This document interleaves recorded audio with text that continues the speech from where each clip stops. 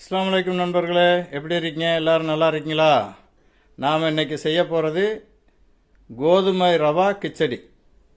ஆரோக்கியமானது, உடலுக்கு ஆரோக்கியமானது, குழந்தைங்களுக்கு ரொம்ப நல்லது. வாங்க நம்ம இதை எப்படி செய்யலான்னு பார்க்கலாம். முதல்ல ஒரு கிளாஸ் அளவு கோதுமை ரவா எடுத்துருக்குறோம். அளவு ஒரு கிளாஸ். இதை போட்டுக்கிறோம். அடுத்தபடியாக பாசிப்பருப்பு, கொஞ்சோண்டு பாசிப்பருப்பு. அதை என்ன செய்யணும், ரவா கூடயே போட்டு நம்ம வறுத்து எடுக்க போகிறோம். அடுப்பை பற்ற வச்சுக்கிடுவோம். இதை வறுத்து கழுவி எடுக்கணும். வறுத்துக்கிறோம் சார்.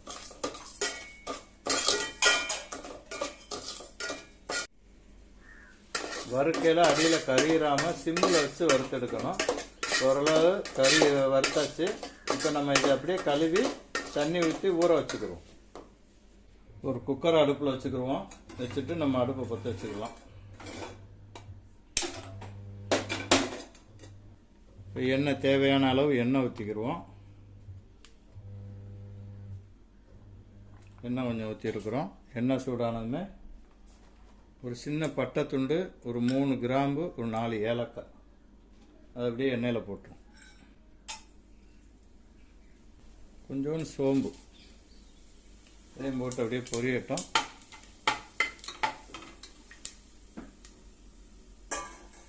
நான் கோல்டு வின்னர் சேர்க்கல, கடலை எண்ணெய் தான் சேர்த்துருக்குறேன். நீங்கள் என்ன வேணுமாலும் சேர்க்கலாம். மற்றபடியாக என்ன செய்யணும், கொஞ்சோண்டு வெங்காயம் போட்டுக்கிறோம். பெரிய வெங்காயம் ஒரு 1.5 வெங்காயம் கட் பண்ணி வச்சுருக்குறேன்.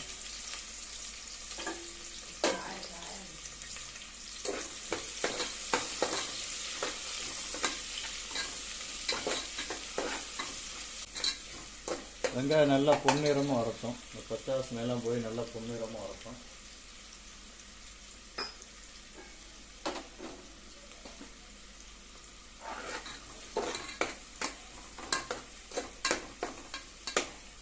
இந்த கோதுமை உப்புமான்னு சொல்லலாம். கோதுமை கிச்சடி, உப்புமா கிடையாது, கோதுமை கிச்சடி. கோதுமை ரவா பாசிப்பருப்பு போட்டுள்ள கிச்சடி. பிரியாணி ஸ்டைலில் பண்ணுறோம் நம்ம.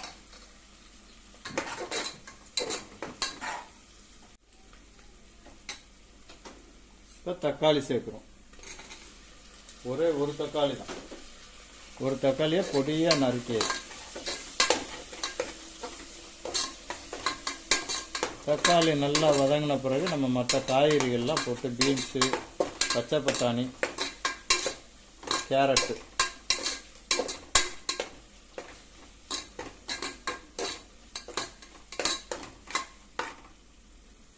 தக்காளி நல்லா வதங்கிருச்சு.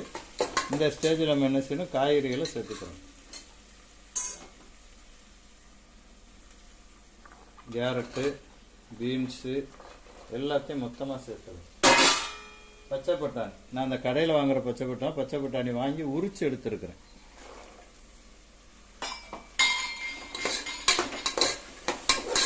அதே இந்த எண்ணெயிலே நல்லா வதக்கணும்.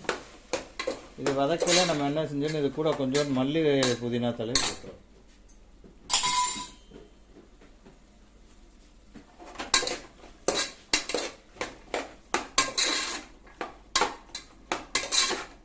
இதுக்கு தேவையான உப்பு அதையும் கொஞ்சோண்டு ஆட் பண்ணிக்கிறோம்.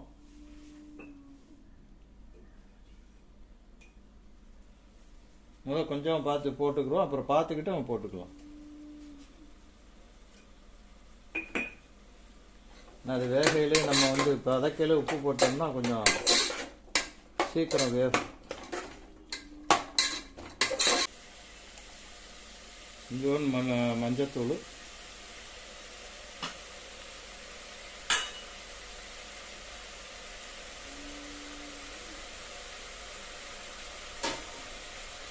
நம்ம 1 கிளாஸ் ரவை தான் எடுத்துருக்கோம். அதுக்கு மிளகாத்தூள் 1/4 ஸ்பூன்,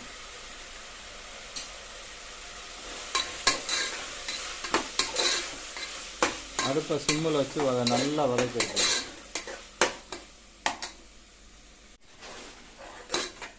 காய் ஓரளவு நல்லா வதங்கிடுச்சு. இந்த ஸ்டேஜில் நம்ம என்ன செய்யணும், தண்ணி ஊற்றிக்கிறோம். தண்ணி ஊற்றி ரவையையும் பாசிப்பருப்பு வறுத்து வச்சுருக்கோம் இல்லையா, ஊற வச்சு அதையும் போட்டு நம்ம வேக வச்சு எடுத்துக்கிற வேண்டியதான். தண்ணியோடைய அளவு நம்ம 1 கப்பு ரவை எடுத்துருக்குறோம். அரை கப்பு பாசிப்பருப்பு எடுத்துருக்குறோம். அதனால் 1.5 கிளாஸ் தண்ணி ஊற்றணும்.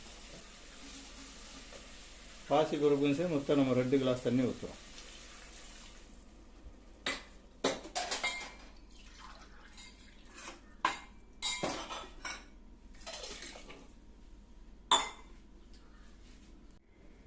நம்ம ஊற வச்சுருக்க பாசிப்பருப்பும் ரவையும் அப்படியே போட்டுக்கிறோம்.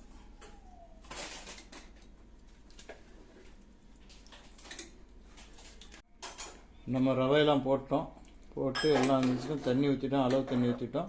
இந்த ரவைக்கு மேலே நல்லா முங்குற மாதிரி தண்ணி வச்சுக்கணும்னா இந்த ஸ்டேஜில் என்ன செய்யணும், நம்ம உப்பு போட்டுக்குருவோம்.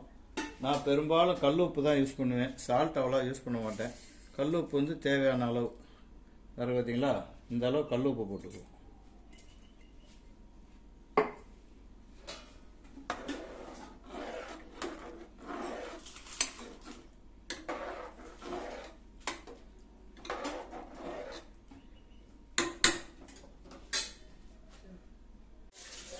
நம்ம ரெடி ஆகிடுச்சு. நம்ம குக்கரை மூடி போட்டுக்கிறோம். மூடி போட்டு 2 விசில் தான். முதல் ஹை ஃப்ளேமில் வச்சு ஒரு விசில், அப்புறம் வந்து சிம்மில் வச்சு ஒரு விசில், 2 விசில் வச்சிங்கன்னா போதும்.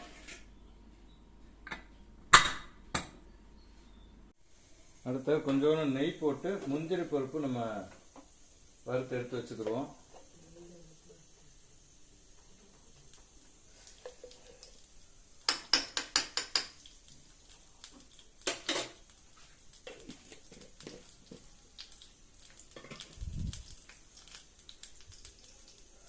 நெய் நல்லா சூடாகிடுச்சு, முந்திரி பருப்பு போட்டு வச்சுக்கணும்.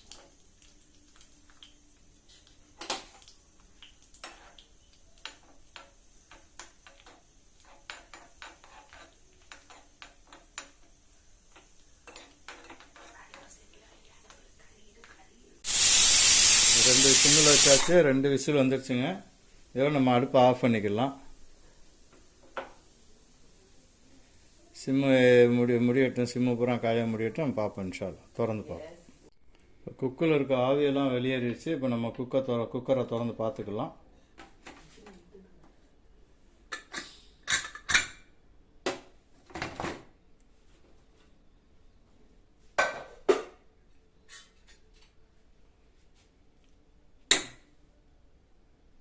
சூப்பராக வந்திருக்குங்க. இந்த டயத்தில் நம்ம நெய்யில் முந்திரி பருப்பு வறுத்து வச்சுருக்கோமா இல்லையா, அதை அப்படியே மேலே ஊற்றி விட்டுருவோம். ஊற்றி விட்டுட்டு அப்படியே ஒரு கிளறிட வேண்டியதான். சரிங்களா? அப்படியே கிச்சடி சூப்பராக பாசிப்பருப்பு, கோதுமை ரவா, காய்கறிகள் எல்லாம் சேர்த்து சூப்பரான கிச்சடி. கோதுமை ரவா ஆரோக்கியமானது. இதை காலையில் பிள்ளைங்களுக்கு நல்லா செஞ்சு கொடுங்க. முதியோர்களுக்கு நல்ல ஹெல்த்தியாக இருக்கும். கைகாலுக்கு இதுகளுக்கெல்லாம் நல்லா ஹெல்த்தியாக இருக்கும். இன்ஷா அல்லாஹ் அடுத்த வீடியோவில் பார்ப்போம். சுவையான கோதுமை ரவா கிச்சடி ரெடி ஆயிடுச்சு.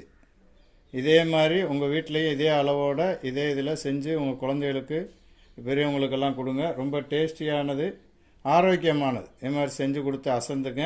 செஞ்சுட்டு எப்படி இருக்குன்னு பார்த்து கமெண்ட் பண்ணுங்கள். இது பிடிச்சிருந்தா அப்படின்னா என்னுடைய சேனலை சப்ஸ்கிரைப் பண்ணுங்கள், லைக் பண்ணுங்கள், ஷேர் பண்ணுங்கள். அதுதான் நீங்கள் எனக்கு கொடுக்குற ஆதரவு. அஸ்ஸலாமு அலைக்கும் நண்பர்களே.